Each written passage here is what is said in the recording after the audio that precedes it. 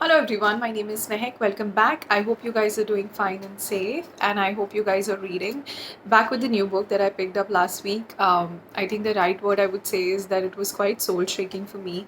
In fact, I was sitting constantly with a pen and highlighting various words that I came across, which I think I'm definitely going to make a part of my quotes book, and words that you would want to come back and read, for some self reflection. So, yeah, talking about the book, it's called Untamed. It's Untamed, Stop Pleasing and Start Living by Glennon Doyle. Uh, I love the cover, the glitter effect that they've given.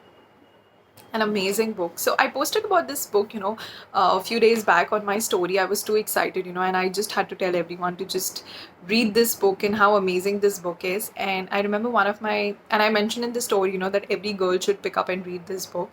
And I remember how one of my friend, he pointed out, he's like, why be a feminist? Why just ask the girls to read and why not men? And that made me realize, it's true. If we want our problems to be heard, then we should expect even the men to pick up this book and read. So anyone, I mean, just anyone and everyone should be picking up this book, and reading it, because it's not just yeah, obviously the problems discussed in this book are from a female perspective, but I think it's she has mentioned instances about young boys and young men, the things that they go through. So I think everyone and anyone should be picking up this book and reading. Talking about the book, it's a autobiography come memoir of the author Glennon. It's her own story. She has penned down her life story in this book. So Glennon is someone, she was married to a man, and she has three kids and dogs. And on an upfront, it looks like a perfect family, perfect in the sense of the definition that the society, lays down of how a perfect family should look like.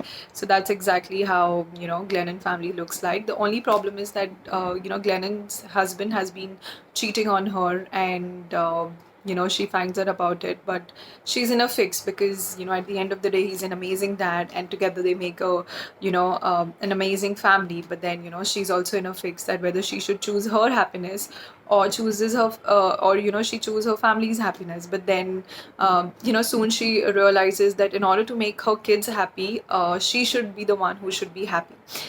Further, she's attending, because now she's a famous author, she's attending this conference, and she comes across this lady named Abby. And as romantic and as cliche it sounds, she looks at this girl in the conference, lady in the conference, and it's like her entire universe is screaming out to her and saying, this is her. And now Glennon is happily married to Abby, and together they are just bringing their family with their three kids. And every day both of them are defying the cages and the boundaries that the society is trying to put them in. So basically this book is about the author's journey, that how she got caged, and then how she freed herself, how the society and everyone else around her tried to shame her, and how she got over that, how she got over pleasing people, and how she finally started living. That's is what the author has shared in this book. Further, she's also shared stories from her childhood, to her recent, that she's become famous. So like, and all these stories are both at the same time sad and inspiring. For example, she talks about that how majority of the years she spent in the toilet, where her face was synced in the flush, because she was suffering from bulimic is an eating disorder wherein you overeat first and then you go and vomit out everything. And that's because the society, including her family, had laid down certain standards about how a girl should look like. She should be pretty, she should be light, and she should be petite and everything.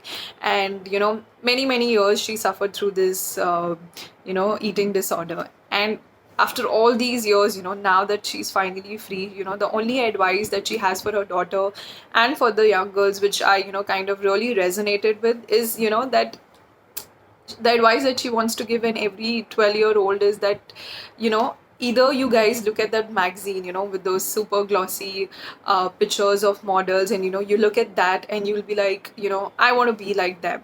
Or either the another valuable advice that she has for the girls is that either you look at those glossy images of the models on the magazines, and you think to yourself, but that's not how the real woman look like, you know, and you decide to challenge them. So the choice is basically yours.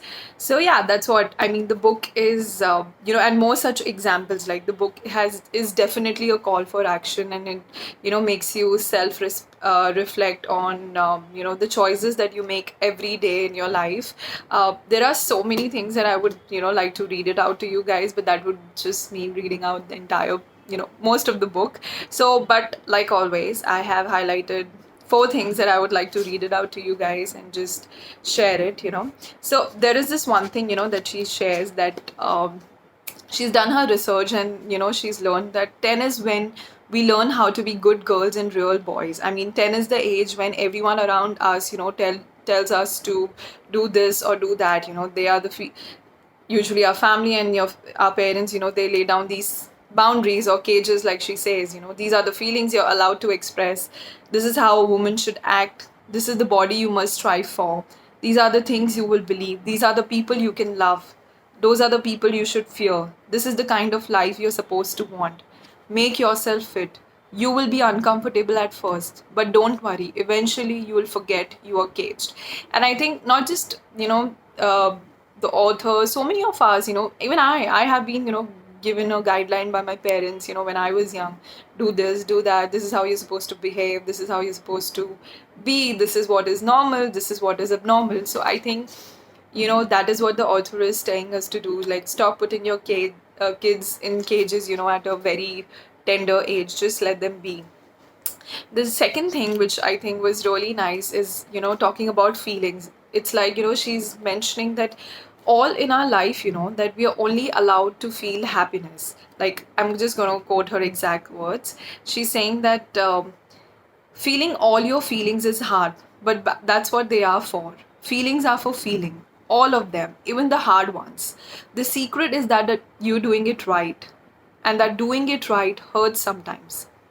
And you know, she's like, you know, I didn't know before this. Basically, a woman came and told her this, you know, that you're supposed to feel every emotion of yours. And she's like, I did not know that I was supposed to feel everything. I thought I was supposed to feel happy. I thought that happy was for feeling and that pain was for fixing and numbing and deflecting and hiding and ignoring.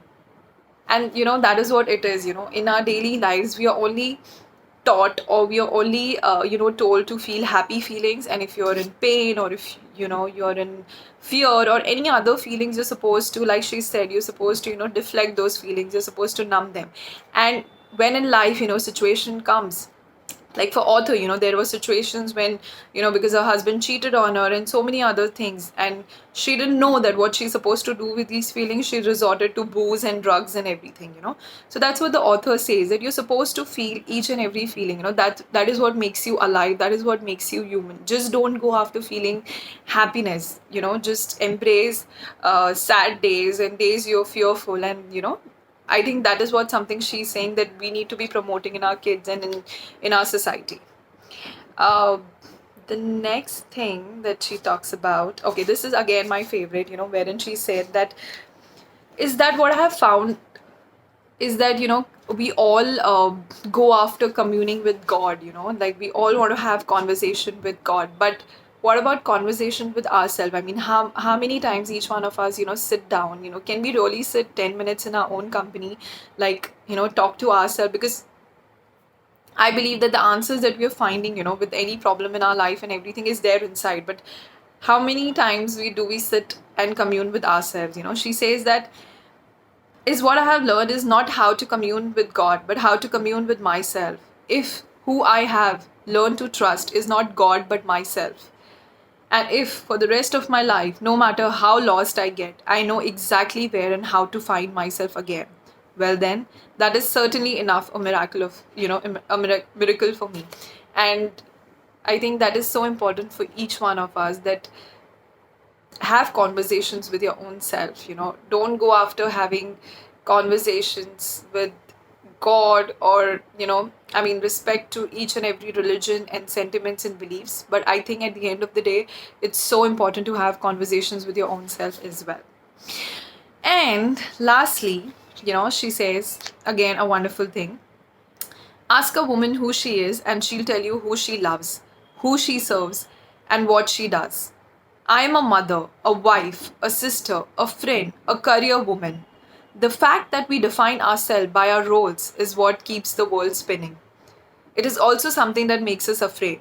So if I define that I'm a wife or if I'm a mother, what happens tomorrow if my husband leaves or my children go away for studying or for jobs or something, And that is exactly, I see mothers and, our parents or people of prior generation, because they had defined their entire existence, with regards to the role that they played, whether it was a wife, whether it was a sister, whether it was a mother, and then, you know, as soon as your husband gets busy in his work and your children are away, what do? Is only the roles that you play in your life define who you are? And I think that's what she's asked us to question ourselves. So yeah, that is what the book is all about. It clearly says here that some books shake you by the shoulders while others steal your heart, and this book exactly does the same.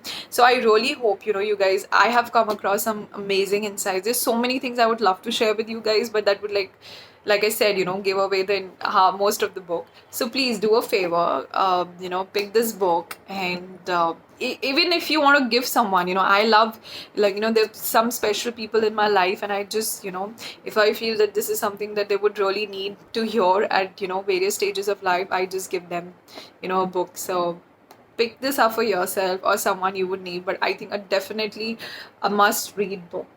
So yeah, let me know if you pick it up, how you like it. And thank you. I will see you next week with a new book. Take care. Bye bye.